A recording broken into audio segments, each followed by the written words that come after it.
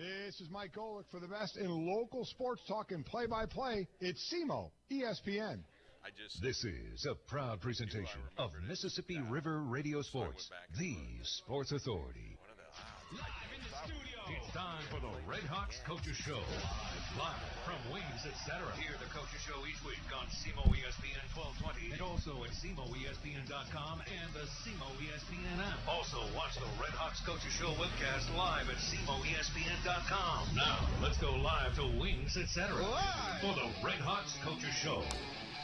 Welcome in to another edition of the Red Hawks Coaches Show. We are at Wings, etc. We're in the Jackson location. So if you have not made your plans for lunch, stop on by. We would love to have lunch with you.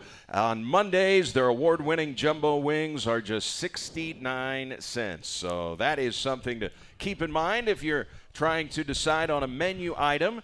If you would like to try other items on the menu, they've got a great burger selection here at Wings, etc. They have wraps, subs, quesadillas, entree salads, and much more. Their appetizer lineup includes their ultimate nachos and their deep-fried pickle spears. And if you would like to check out their daily half-pound lunch specials, they start at just $7.99 here at Wings, etc. St. Louis Blues are playing tonight in Nashville. You can come to Wings. You can watch some Blues hockey in high definition here at Wings, etc. Good food, great times. We're here every Monday throughout football, basketball, and then into the spring season as well. We'll be back in the Cape location next week. Hopefully it'll be a football show, and if not, it'll be a basketball show. We'll talk more about that as we go along. Coach Tom Matukowicz is here, and we'll be talking with Red Hawk linebacker Devin Alexander. He is in the house, so a big show lined up. And, boy, Coach Tuke, how are you? What is this thing that Before we get going, I got an announcement. Just want to tell everybody. So we're probably live here on this. I just have an announcement. We did it. We did it.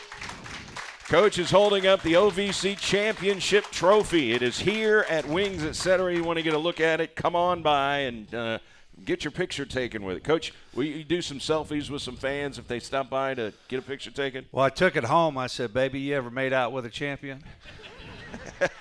You are tonight. How's that feel for you, though? I mean, I know it's a team award. I know it's about That's why I brought it up. I want to talk about it. Is just this isn't my normal nature as you moved on to the next game, but we are going to enjoy it. I'm going to make the players enjoy it today. And, you know, I've won a lot of championships, to be honest with you, but a lot of those championships, man, we just got after everybody, and it was kind of smooth sailing. It was one of those years where this year wasn't that. I mean, this team has overcome more adversity than any team I've ever been around. And they have basically willed our way to a championship. And I don't know that people understand just the amount of sacrifice these players and coaches have put into this program and this university and this community. And it's my job to make sure you realize that. And it is. Even like Devin Alexander had surgery on his tricep. And is going into the military, and he's getting a master's, and he came back and played this last game just to try to help us win. I mean, think about that. And Daniel Santana is going in the record books for touchdown passes, and I mean, the guy could barely walk. I mean, people don't think about that, and all these people talking on the internet, you don't think about that, and it's my job to make sure you think about that and the sacrifice that all these people have done, and we need to enjoy it. And everybody that's ever done something for this program or university, you have a piece of this. You bought a ticket, you got a piece of this. You've come to shows, you've supported us, because that's what it takes. It takes that many people all pointed in the right direction to do something that hadn't been done a lot. I'll get off my soapbox. No. I was pretty fired up. But it's got to feel different for you. All those championships you won, you were an assistant coach. You're a head coach now. This is your first head coaching job. This is your first championship. Yeah, and I mean, you know, I felt more stress than I ever had in my life this year. I'm not sure why. I just knew that these seniors wanted it, you know, and it was just like, God, we got to do it. And, you know, and it just feels like the monkey's off our back. And that's why I'll make sure our guys, like, from here on out, we mission accomplished. We're going to set a new mission, but no matter what, we did it. We need to enjoy it because it was, everybody's stressed out all year long because we wanted this and we did it. And so we're going to hit the pause button and make sure we appreciate it and each other. You won last year. You won a bunch of games a little more easily than you've won some of the games this year. It seems like you're constantly having to come from behind. The game is a toss-up in the fourth quarter, and somehow you guys find a way. How much of that is culture, that the culture has changed in this program? Oh, well, I think it's everything, culture and leadership and obviously the people that we have in the organization. But that's what makes – it's so special. Like I'm going to wear nothing but this championship ring. I mean, no underwear, nothing for like a week. That's how much this win and this championship means because of what we had to do. And I hope everybody that gets a ring and looks at the ring will think back just how much adversity this team has had to overcome. But it's also why it's special. If you just walk through this thing in a championship, you don't even – you almost take it for granted. But the way we had to win it is what makes this one the most special I've been a part of. So the final score, 31-24. I'm sure some fans know, other fans may not. Murray State dismissed their head coach after that game, Mitch Stewart, after 5 seasons. And the final score, 31-24, it was a case of Murray State red hot offensively, Coach, in the first half. I mean, there were stretches there. They could do whatever they wanted to do offensively. They were really hot.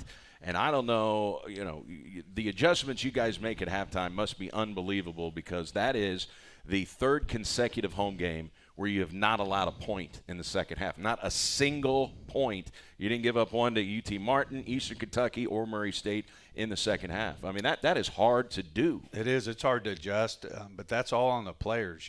As coaches, you could draw up, you could talk, and you can have the answers, but they have to go out and execute it, right?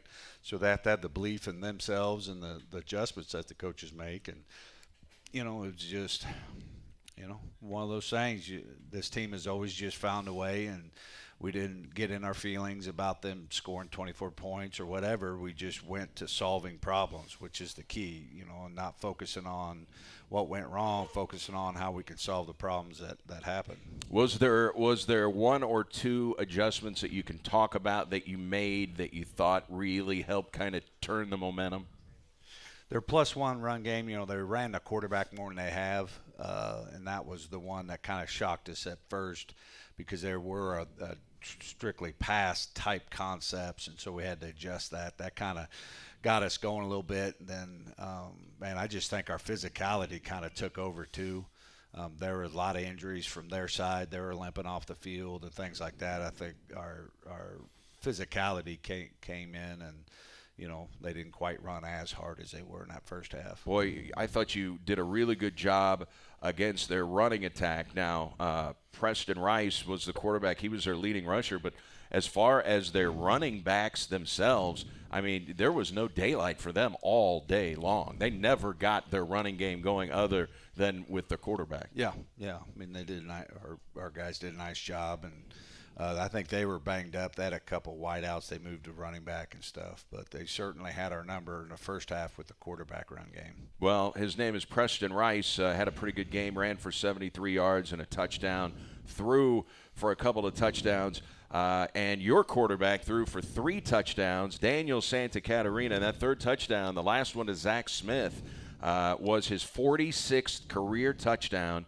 That broke the all-time school record. He did it in 2 years. Jeff Brown was the record holder at 45, and he had held that record since 1987.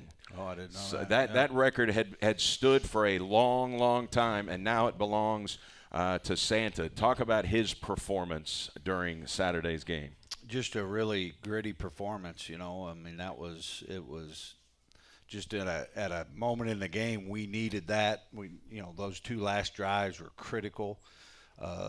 We threw the ball well on the perimeter, and that one he threw, the second to last was 3rd and maybe 14, 3rd and 13 in the red zone. Like, bam, and I mean he threaded it right in between two defenders, and so That's one of the best throws I've ever seen him make. Yeah, that was huge, and then you could just tell, the whole team rallied around that, and it just shot off. It was fun. That tied the game with Zach Smith, his first touchdown of the day. 17 yards from Santa. I think it was 3rd and 16 from the 17. You needed the 1-yard line. You're down a touchdown. You would have probably, would you have kicked a field goal there? What would you have done had he not converted 3rd down? We'd have kicked it, got it to, that one possession game. So that throw could have won the championship, really, if you think about it. That's the beautiful thing about this season. How many of those plays have we had? Lots. There's 50 of those that we needed to make, and that's why culture beats strategy all day long. Like, you got to work just as hard on the people thing as you do the X's and O's. I thought there was a play early in the game where the offense wasn't doing a whole lot, and you had Mark Robinson in the game, and he sweeps one around left tackle and picks up a first down. I think you end up going down and scoring on that particular drive. But if he doesn't make that run, and it was 3rd and long, then you would have had to punt the football away, no points. And I thought that was the first thing that really kind of kick-started your offense, Mark Robinson's run. Yeah, when I looked at it, a lot of ball carriers were breaking arm tackles. There was a lot of yardage after contact. We talked a lot about that, and they did a great job with that. Really, we moved the ball well. Yeah. It was, once we got down there, it was, do we kick a field goal? Do we go for it on 4th? We kind of stalled out that 25 to 35. There's 3 drives there that we could have got points, and so we had a good day. We just didn't, we didn't finish those drives. We kind of stalled out for whatever reason. And then to start the 3rd quarter, you're down by a touchdown at halftime. And to start the 3rd quarter, you get 2 drives that start at the 50-yard line. And I think you went 3 and out on the first one, turn it over on downs on the second one. And so you're starting to think, man, oh, man, this is great starting field position. You hope that doesn't come back to bite you, and it didn't. Yeah, ultimately, I think everybody else looks at those things and, oh, man, all that, but our team don't. Like, we're just, all right, our time's up, we go out and we do our job. Like, we're never in the past. We're always in the moment, which is hard to get to. The first touchdown was Santa's throw to Christian Wilkerson, and I think he's only 2 touchdowns away from the all-time OVC record now with catching that one. And that got you in the end zone for the first time. Kendrick Tiller got you a field goal, but Christian Wilkerson was officially in the game there. What were they doing defensively? Because it looked like they were giving him a lot of attention. Yeah. He still caught 11 balls, but they were giving him a little extra attention. Did that open things up for Zach Smith, who had such a big day? Yeah, it was. They were going to play off. They were going to everything you're going to earn. You had to throw it short, and so we did. We got a lot of perimeter run game, pass game going. Zach Smith had a great game, and they were just going to play over the top of our outside guys and make us complete balls underneath. A lot of digs, a lot of curls, that short passing game they were willing to give us. Because that's really the first time we have seen sustained offense from you in an east-west passing game, the bubble screens and throws to the line of scrimmage. You had not done that that much this year, and that was primarily your passing game in the game. Yeah, did a great job.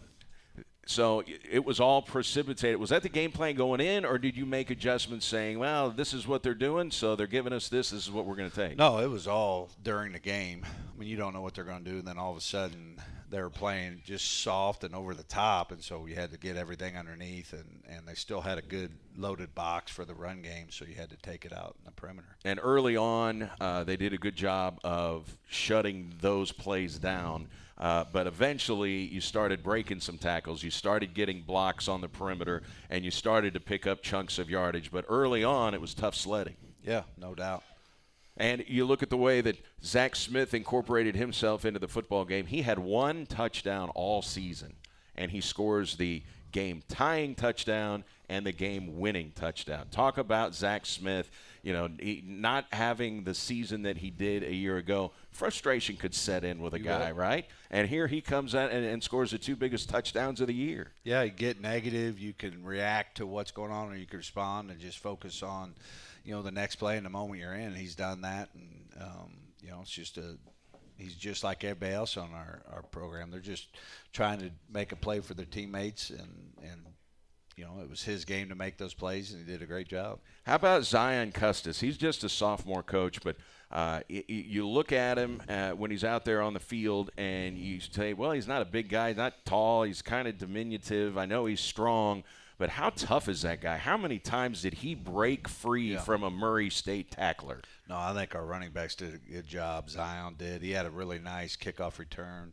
to the 50. I think he got it too, and he's a playmaker, and he's going to be a really good player here, and he's still learning and maturing and learning how to be a man. And it's going to be fun to see him when he's fully matured and being all that God created him to be, because he's got a lot of skill sets, but he's still young, Now, Santa Catarina was not sacked in the game. That didn't mean he wasn't pressured. I mean, he was moving the pocket, and you would roll him out on design plays and different things. But talk about the offensive line and what you have seen since you sat here and challenged them, and now you go out and win the OVC championship. How do you think they have played since you really called them out, and how did they play Saturday? I think they played great. I think they did what it took to win the game, just like the rest of them. And we had Ja'Kai Baker out, who's our left tackle, so we're down a guy too, and it didn't show itself. It still looked the same. There were not a lot of MAs, a lot of great effort plays, and they're continuing to do their part. 2.5 minutes to go. You're up by a touchdown. You got 4th and 1. You're going for it. The snap goes over Santa Catarina's head. He has to run back and fall on it. Murray State gets the ball. A touchdown ties it. If they go for 2, they win it. And what was your stress level when you saw that ball go over Santa's head? It wasn't great. I mean, there's a reason I put on 15 pounds. I mean, it's just like, oh, my God. But our defense didn't feel that way, and you could ask Devin. I mean, and they, that's the thing. You got to get out of your feelings, because it doesn't matter, because now we got to stop them. You want a championship? Stop them, And the thing I appreciate is it's never gotten negative. I mean, there's been a little stuff on sidelines, but the defense has never turned on the offense, and vice versa, or kicking game. I mean, we've all had each other's back the whole time, and they went out and shut them down, and we won a championship. You have been on coaching staffs for so many teams over the years. How often have you seen that, where the offense is maybe getting the job done and the defense is struggling, and guys will turn on each other? Oh, yeah. It's human nature. It's in these people's business world. Go around the office, I tell you what, old Bill, man, he can't sell his way out of a paper bag. I got to carry him. And, I mean, it's just our human nature to be like that. And really, that's why it's hard to get a bunch of people to buy into one goal. And it doesn't matter as long as you win, do what it takes to be successful. It seems like in these big games, and points were at a premium in the homecoming game against UT Martin, what was the separating factor? A defensive touchdown. You get an interception by a Mardrick Douglas, runs it into the end zone, and then here is your All-American linebacker on senior day. Zach Hall gets an interception. It was a great interception, tipped it to himself. And then not only did he get the interception, then he went 61 yards for a touchdown. The defense scores another touchdown for you. I mean, it was borderline erotic. I mean, I watched that and I was like, oh my gosh, that is so beautiful. And we blocked in. We talk about scoring on defense, like who makes the plays on a pick. The intended receiver and a quarterback got them both blocked. We stay high. We didn't do any penalties. And Zach does what Zach does and makes plays for his teammates. And it was just a beautiful, beautiful interception return. So 10 tackles in the game and the pick 6 for Zach Hall. Does he do anything now where you just kind of shake your head, or are you just accustomed to just knowing that the guy is just going to make a play?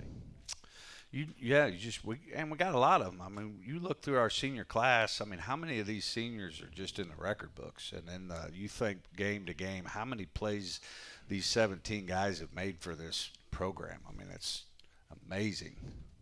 See, this is the first I even knew that Devin Alexander played in the football game. I didn't get word beforehand. We just thought he was out for the season. Tell us about his rehab, and we'll talk with him. But, I mean, how did this come to be that he actually came in and had 2 tackles in the game? Well, one, we just been very fortunate to sign on with Southeast Health and those doctors, and there's a real commitment to have a legitimate Division I, I don't know what it's called, that training and doctors and surgeries and all that stuff.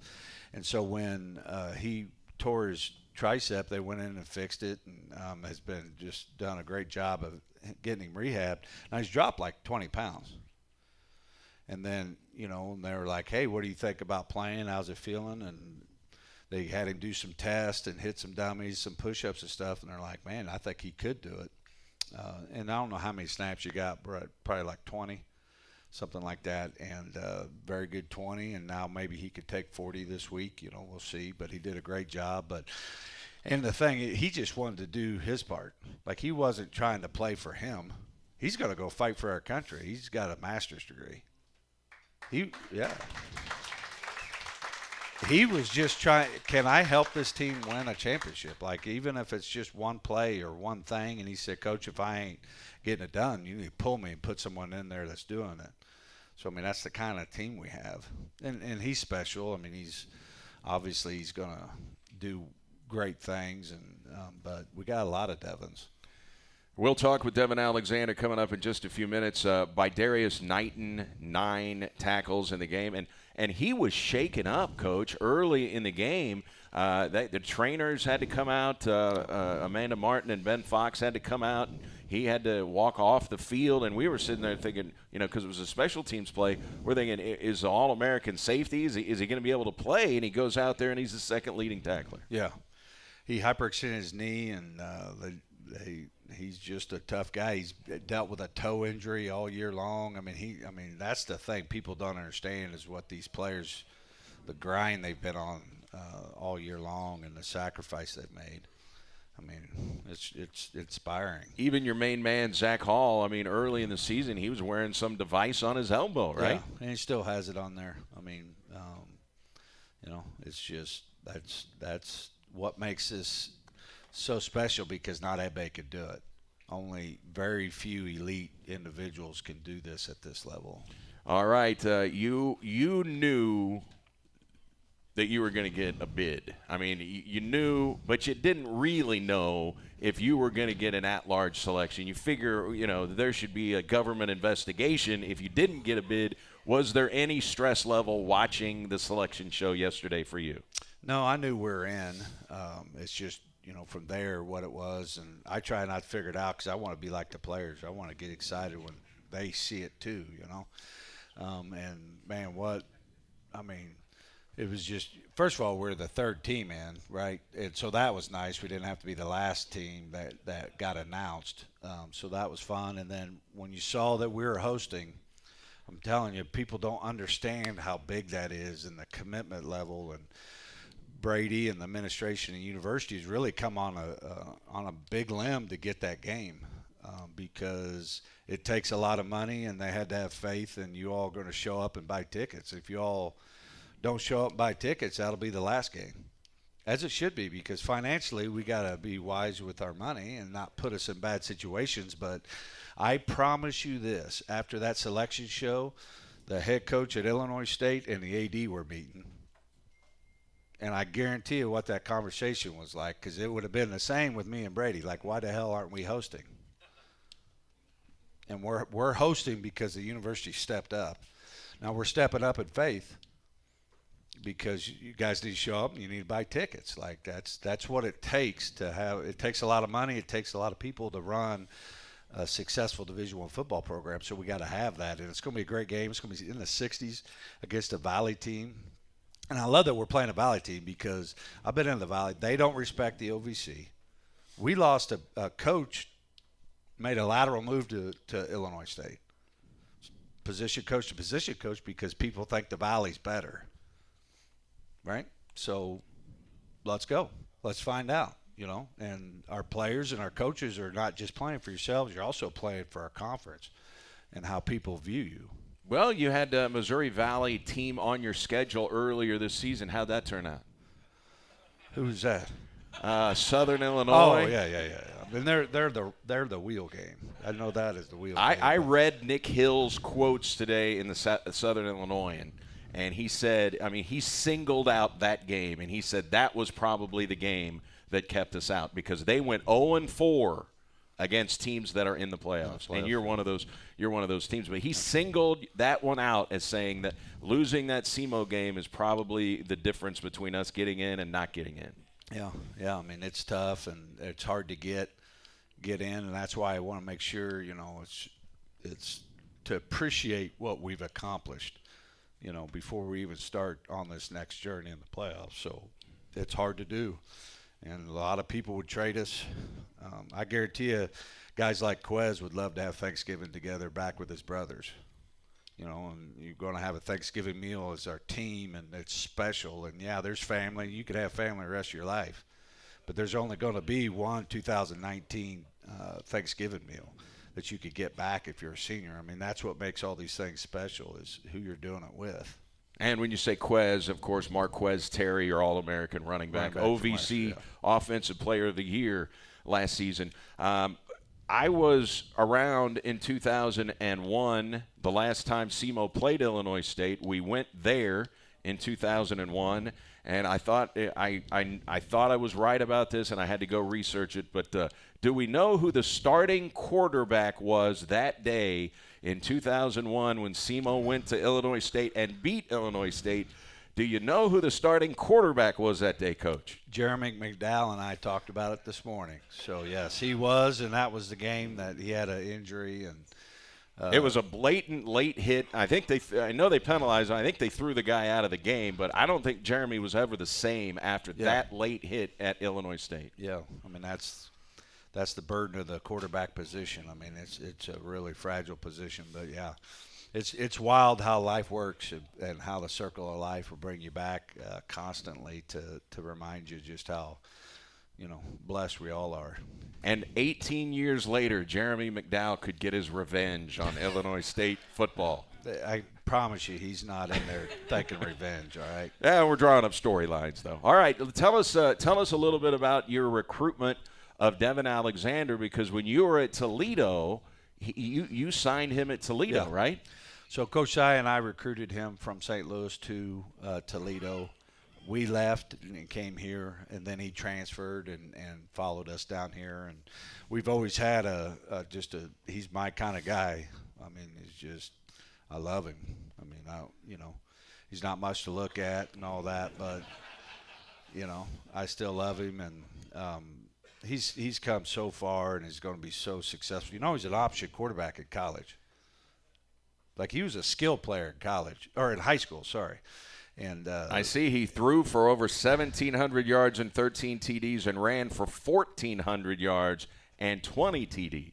Yeah, so he was an option quarterback, thought he, back there, I don't know what he thought. But no, we love athletes, and a lot of our linebackers play different positions and stuff, and that's what makes them unique. And he came down here and has been a cornerstone in the change we've had in our program, and his DNA will be forever within our organization, and we appreciate him.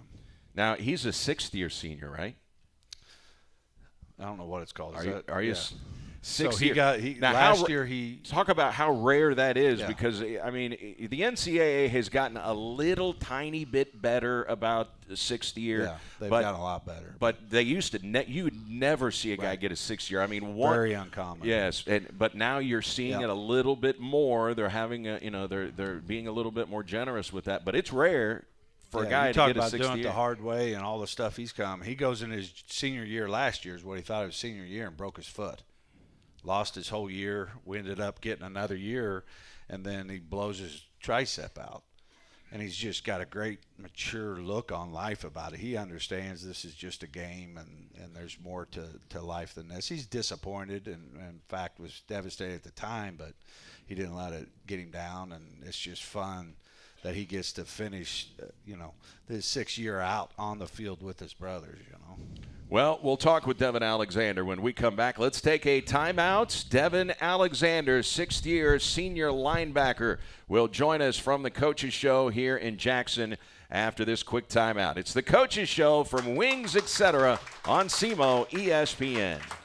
Does having a game on the TV make a sports bar? Wings, etc. in Cape and Jackson beg to differ. They take their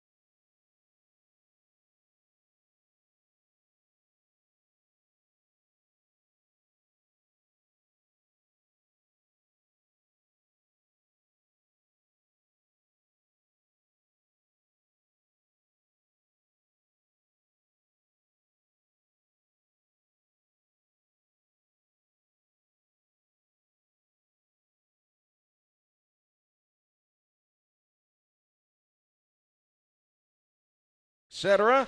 And the Jackson football team, if you're not aware, still alive in the Missouri State High School Activities Association playoffs, undefeated, and they will head to Staley High School in Kansas City for a Class 5 quarterfinal or semifinal game coming up on Saturday. I believe that's going to be a 1 o'clock kickoff.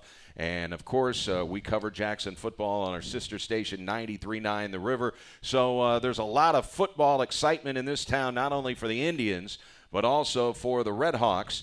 And we're pleased to be joined by OVC champion Devin Alexander. How's that sound? OVC champ. Something they can't take away from us, so it's a great feeling. So you end up getting injured, and are you quite assured at the time that that was the last snap you were going to play, or did you believe at the time that you were going to be able to get back before this season ended? At the time when they told me I would never play again, I kind of put it in my mind that I was going to play again, whether it had been the last game of the season or at some point I was going to play another snap. After coming off an injury the year before, I had determined like I had to play another game. It could not end like that. So a torn triceps. Talk to us about how it happened and how tough of an injury that is. Honestly, it's kind of embarrassing how it happened, but okay. It was after a play. I kind of tripped and fell and happened to tear my tricep, and it kind of felt a little awkward. I come off the field, and I was moving my arm a little bit, and I was telling the trainers like, maybe it's a little bruise or something. I fell on it, and it happened to be partially torn then. And they told me that I was okay to play, like, it'll be fine. You just put a brace on it, you'll be straight. You can play. And I said, oh, that's fine. We go to Montana State, and I happened to completely tear 2 of them. And that was when they drew the line. It was like, yeah, you can't play anymore. It's done. You got to get surgery. And this is an injury that takes 12 weeks. And from that moment on, I had determined that rehab was probably the best thing to be done for my career in the Navy. Tell us about what rehab was like.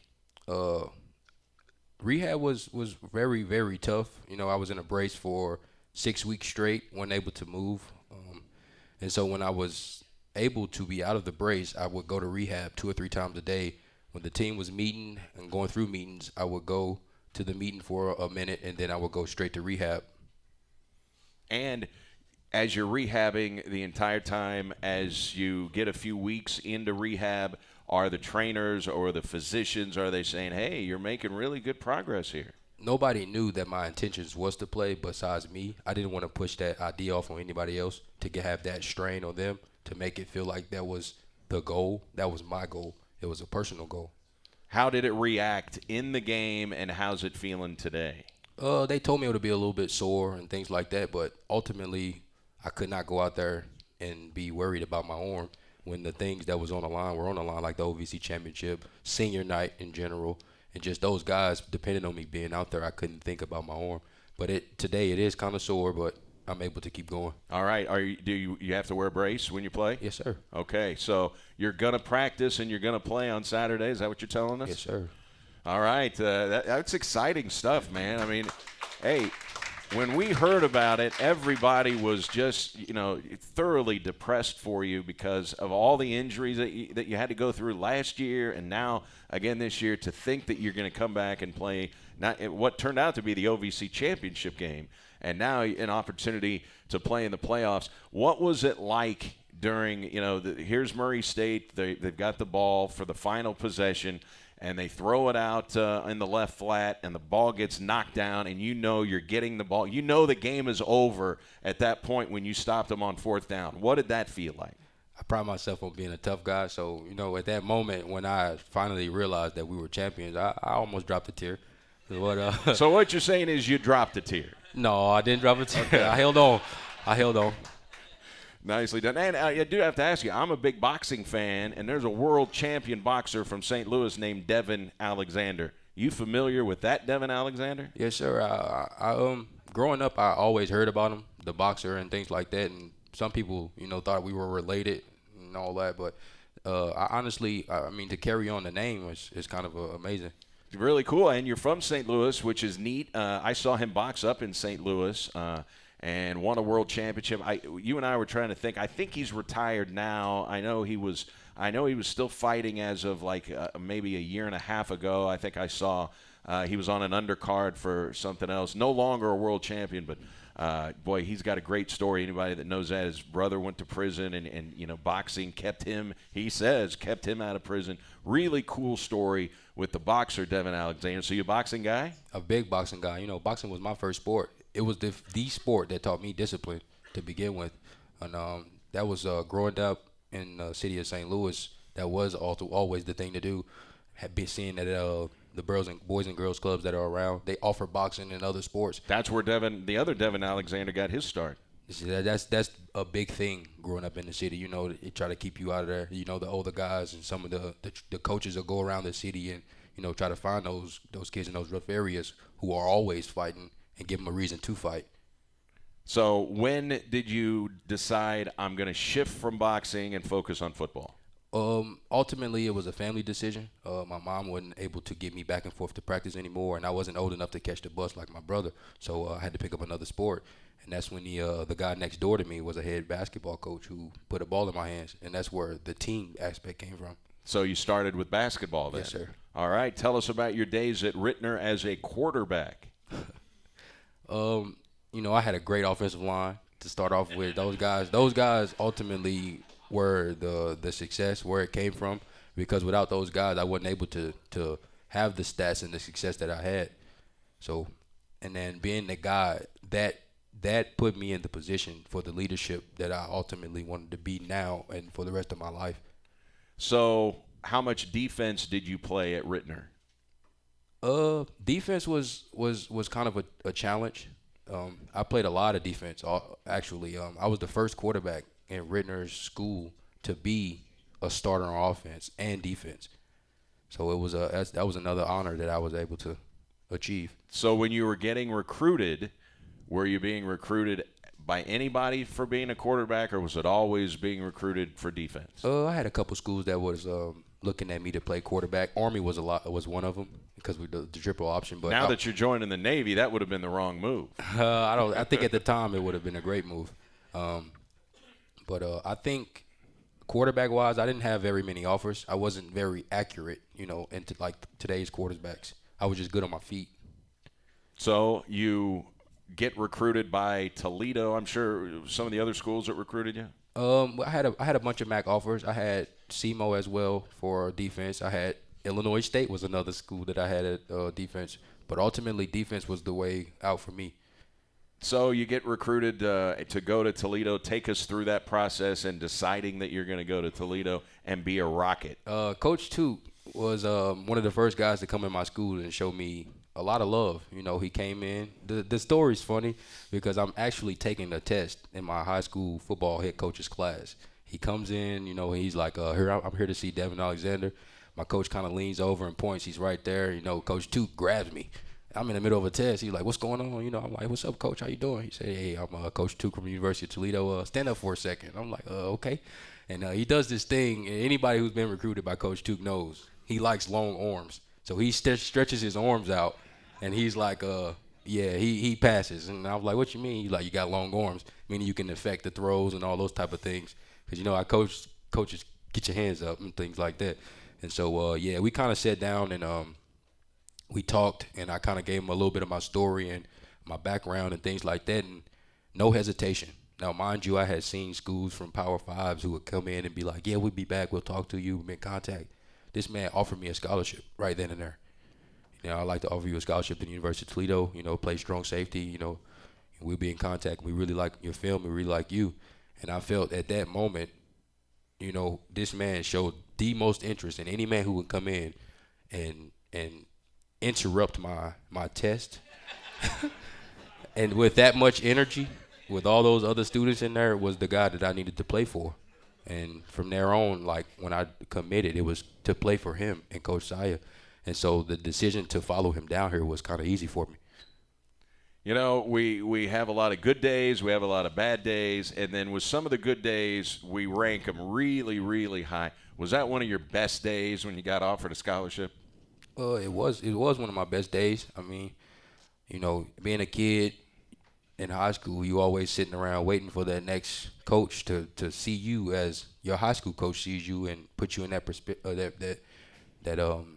that place of getting that scholarship offer. So to get that offer was like really one of the biggest things, and ultimately meeting him was probably a very, very big highlight in my life. All right, you played in 5 games your first year at Toledo. What was Toledo, Ohio like? Cold, very cold.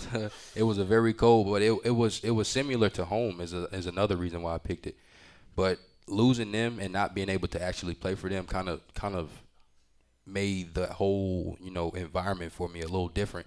You're a kid who's probably 7-8 hours away from home for the first time ever, and you choose to go play for somebody, and they get better jobs, which is ultimately why people coach. They want to do certain things, and that was one of his goals, to be a head coach.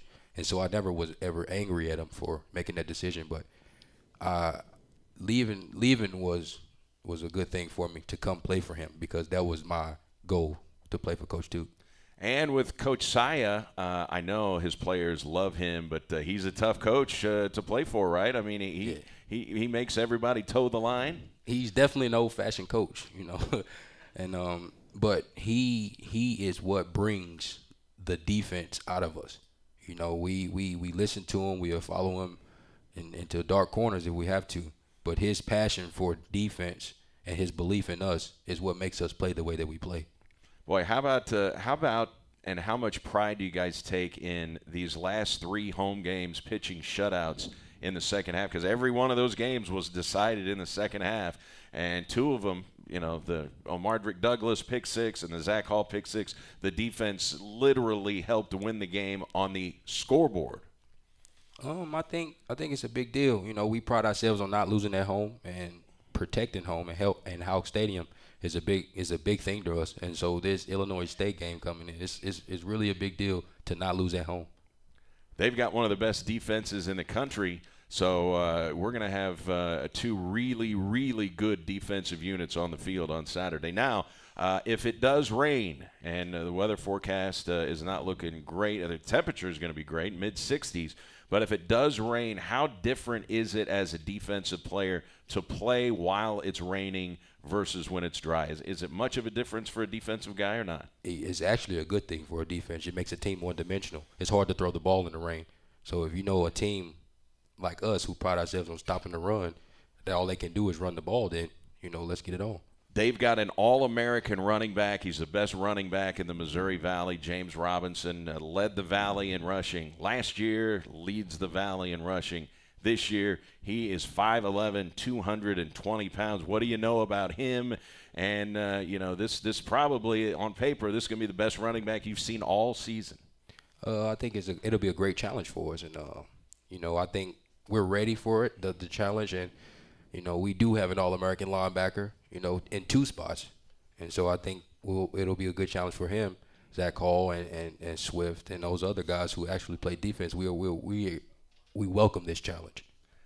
Clarence Thornton, after you guys beat Eastern Kentucky, he sent a tweet out. I don't know if you're on Twitter. If you are, then you probably saw the tweet. But I thought it was great. It got a lot of retweets and favorites. But he just typed out the simple words, "We don't lose at Houck." How much pride do you guys take in that? We take a lot of pride in it. It's like it's home. You don't want anybody to come into your house and take something from you. You don't want anybody, like right now we're playing to stay in the playoffs. You don't want a team like Illinois State or EIU or anybody like that to come in and take something from you. And so protecting home is a big deal. All right, tell us about your future endeavors in the Navy. I was in the U.S. Navy for 4 years during Desert Storm and Desert Shield, and so I know all about the United States Navy. Now, I did negotiate not having to go to Great Lakes boot camp in Chicago in the wintertime. I told them I wouldn't sign unless they sent me to San Diego, so I was able to. But I see you're going to Great Lakes in January. Mm-hmm. Might be a little chilly up there. I honestly want to give thanks to Coach Duke and Dr. Jimmy Bowen, because ultimately they are a reason that I wanted to join the Navy. Dr. Bowen said he liked my attitude, and Coach Duke showed me a different way to lead. And I ultimately want to be a leader amongst men, and I felt like being in the military, I can touch more lives than being a coach, because when I step away from the game, I want to step away from it for a minute. And to go back on your question about Great Lakes, I think I'm prepared about the cold and things like that. And I'm not really focused on it being cold and having to go to Great Lakes. My goal is to get to officer candidate school and be an officer to where I can lead young men in the right direction. And the uniforms are better for the officers. The uniforms are better for the officers than they are the enlisted man. Do you like bell bottoms? I don't. Okay. You better get ready for the bell bottom. I think I can manage with the bell bottoms for a while, but, I'll get to where I want to be eventually. All right. Talk about what the mentality is for the playoff game coming up on Saturday with the Illinois State Redbirds. We aren't giving it as much hype as people would believe. To us, it's another game, but we do realize that win or go home. So the objective is to win the game. And you won a playoff game last year against Stony Brook. Do you think that helps the guys who were on that team and on that field last year? They've got a playoff win under their belt, that this is nothing that is going to surprise them. They are veterans. They've played in the playoffs. They've won in the playoffs. Does that help, do you think? It does. Experience is the best teacher. And so I think those guys being on the team again and being able to lead the guys who haven't been to that position and just having those guys be able to follow them is what's going to have a big impact on the game. What's it like playing with Zach Hall? I mean, the number one defensive player in the nation last season. I actually live with Zach Hall, and he's part of the reason why I got back to the point to where I can play football. Seeing him grind day in and day out, the hours that he put in, the amount of what's I'm looking for, the amount of attention that he pays to practice and film and just his technique, it motivates you just to be around him, just to see how much he loves the game and what he does and how he does it to be great.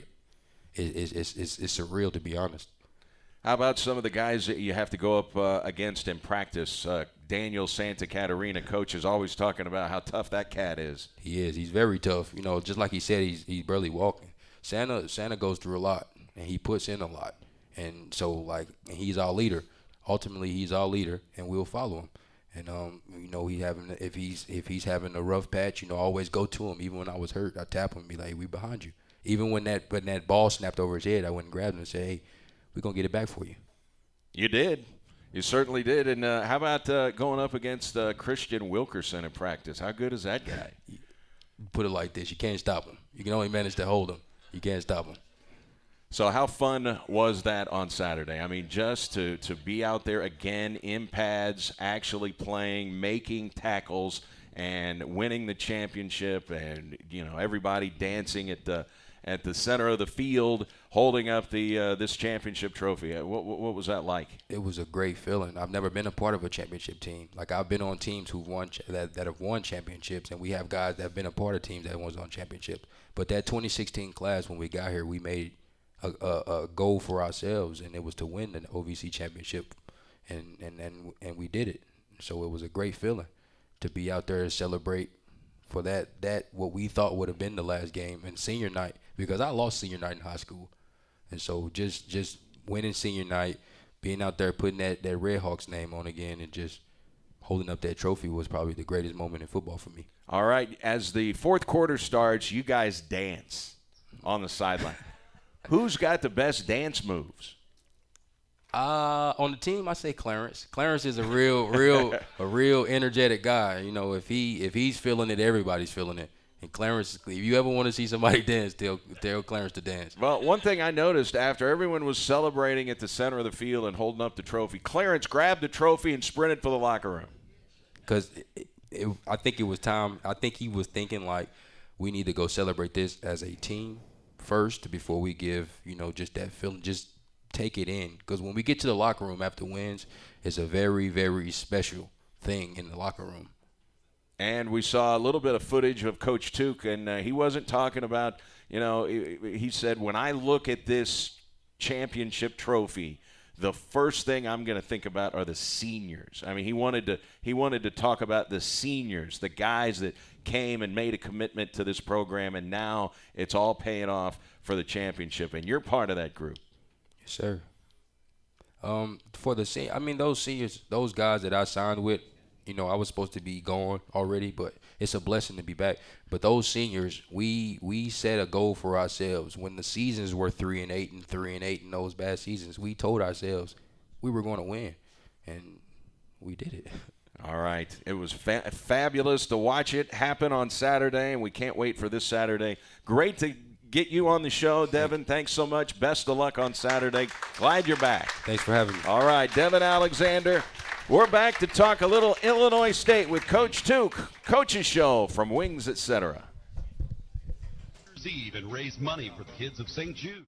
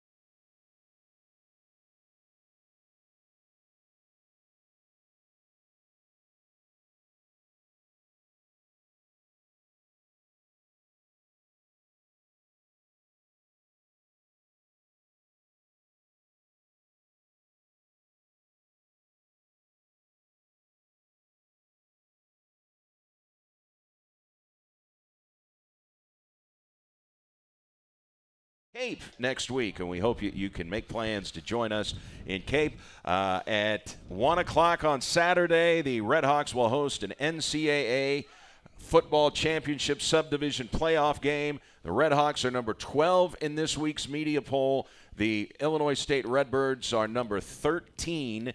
And, Coach, the one thing that jumps out at you with Illinois State, they are physically banged up. They lost their starting quarterback 2 games ago. They had to play 2 freshman quarterbacks on Saturday, and it did not go well. They did not score a touchdown. I know they'll be making all kinds of adjustments in preparation for this, but right now Illinois State is kind of beat up, and you, on the other hand, you still have most of your guys, and so it looks like the injury bug has hit them a little harder than it has hit you. Yeah, I mean, I always try to focus on who's playing, not who's not playing. So, I mean, at the end of the day, they're going to be a really good football team, and they would have been seeded. They dropped a game they shouldn't have dropped, and that's what happens. And it's a huge challenge. Just to go back a little bit on Devin, how about that guy? Impressive. But it goes back to, I just feel like you got to make this point, is you win with people. You get the people right. Eventually everything will fall in line. If you don't have the right people, it doesn't matter what you get done. And that's an example of what's in our organization, and just thankful for him. You talk about the Missouri Valley Conference. It's very good. They've got several teams in the playoffs. They've always got 4 or 5 teams ranked each week. North Dakota State has won 7 of the last 8 national championships. They're the number 1 defense in that conference. Number 2 is Illinois State. Total defense, scoring defense. This is a legit defense that comes in here on Saturday. Yeah, very, very good defense. I mean, they're big and they're long, and they'll strike you. And so, we got to make sure we get any kind of red zone. We got to get points. There's not going to be a lot of points. And they can get after the quarterback. Yeah, they got an All-American D end. I think career-wise, he's got 45 sacks. I mean, he is just a great player, and so, we got that's what makes it fun. If it was easy, we wouldn't even do it. It wouldn't mean much. Is James Robinson, their All-American running back, 2 years in a row, leading the Valley in rushing? Is he the best running back you guys will see all year? Probably so. I mean, we don't know until you play him, but he's certainly, NFL-wise, he's probably the best prospect in the United States at FCS.